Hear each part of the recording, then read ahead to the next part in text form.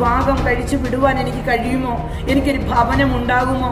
എൻ്റെ ജീവിതം എനിക്ക് എത്രമാത്രം എങ്ങനെയെല്ലാം കൊണ്ടുപോകാൻ കഴിയും എന്നുള്ളതായിരിക്കുന്ന വിവിധമായ ചിന്തകളോടെ, വിവിധപരമായ ആഗ്രഹങ്ങളോടെ, അത് മനസ്സിനകത്ത് ഒത്തിരി വളരെ ചിന്തകളോടെ വിഷാദിച്ച് എഴുന്നേറ്റിരിക്കുന്നവരോട് ഈ പ്രഭാതത്തിൽ ആമേൻ വചനത്തിൽ നിന്ന് പറയുക, ദൈവത്തിങ്കൽ പ്രത്യാശ വയ്ക്കുക. ദൈവത്തിങ്കൽ പ്രത്യാശ വെച്ചാലുണ്ടല്ലോ, നിന്റെ വിഷയത്തിന്റെ പരിഹാരമുണ്ടല്ലോ, അവൻ തരിക തന്നെ ചെയ്യും. അവൻ മറുപടിയുടെ കർത്താവ.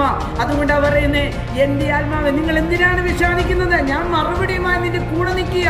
നിന്റെ വിഷാദിക്കാതെ നീ ദൈവത്തിങ്കൽ അടിയുറച്ച് ധൈര്യമായി ധീരതയോടെ വിശ്വസിക്കുക.